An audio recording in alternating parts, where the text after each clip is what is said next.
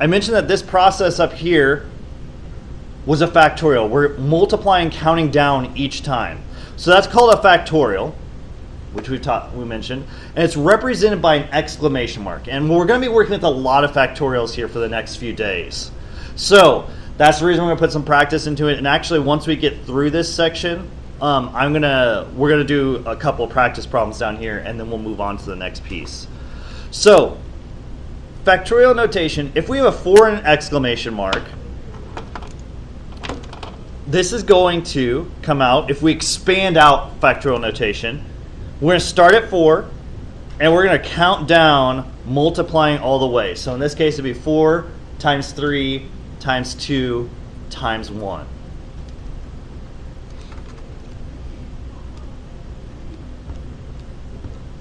And if you do that in a calculator, 24. Comes out to be 24. And that's legitimately how a factorial works. It always counts down to 1. It doesn't matter how big it is. So if you have the factorial of 100, it's going to count all the way down to 1 multiplying. So it'd be 100 times 99 times 98 times 97 times 96, and so on, going all the way down. So knowing that, what's the expanded form of 7 factorial? 5040. So that's the answer, 5040. What does it look like when it's expanded out, Devin? 7 times 6 times 5 times 4 times 3 times 2. Whoops, I actually skipped a number. Yes, absolutely. I don't put them on there. 7 times 6 times 5 times 4 times 3 times 2 times 1. Gives you 5040. Now, what did you just say, Devin? That's kind of important. I don't do the times 1. Okay, you don't do the times 1. So you don't actually need to do the multiplication by 1. Because why don't you need to do it? You already have your answer. Because if you multiply, it's just going to give you the same number again. So you don't necessarily need to type in the multiplication by 1. But it's still there. That's actually still part of the factorial. So that's why I'm writing it out. Now, a big piece of what we're going to be doing today is using factorials in fractions. Because actually one of the formulas that we're going to be working with today, the permutation formula specifically, uses factorials in fractions. And fractions usually scare people, but in this case, it's actually pretty nice and saves you a lot of time.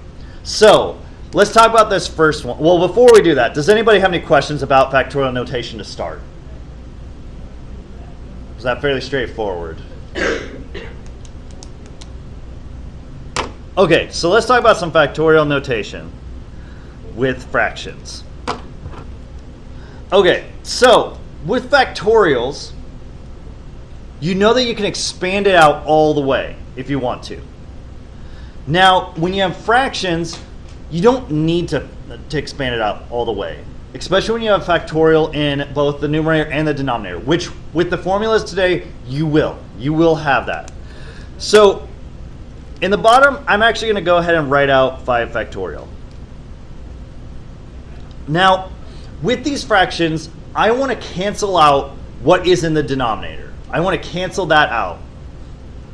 So in the numerator, I'm also going to write 5 factorial. So I'm setting this up where those two are going to divide out and become 1. So they're going to effectively cancel themselves out because we won't.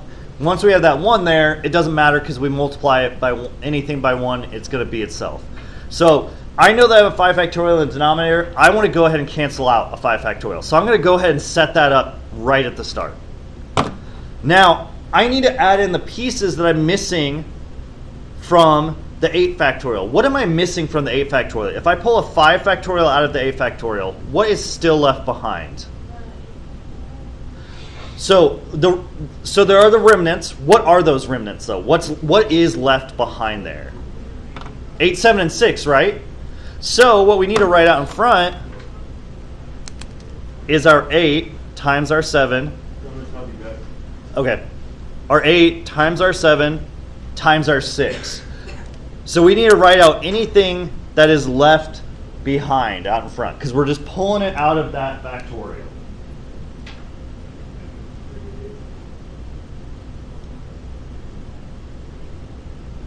Does anybody have any questions about where the 8, 7, and 6 came from? Or how Trayvon knew that that's what we needed? So you're counting down from 8 to 5? Yep. That's exactly what we're doing. Then once we get to 5, we stop there, which actually is why I went ahead and pulled that out to start, because it tells us exactly where we want to stop counting down to. Now, at this point, these cancel out. The 5 factorials cancel out of our fraction here. We don't need those anymore because they cancel each other out. And what this leaves behind is just our 8 times 7 times 6. See ya. Yep. Have fun on the ACT. Oh, it's not cool. It's not that bad. Yeah, take that with you, Devin.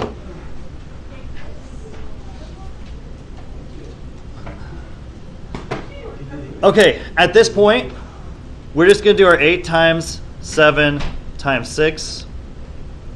Get our answer. That comes out to be 336. And then we're done at that point with this.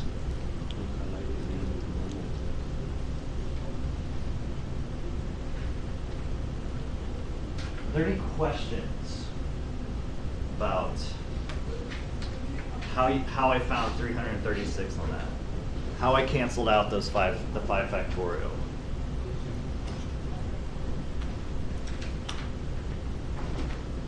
Okay, what I want you to do, I want you to try those 2 that are on the rest of that page. Go ahead and do those on your paper right now.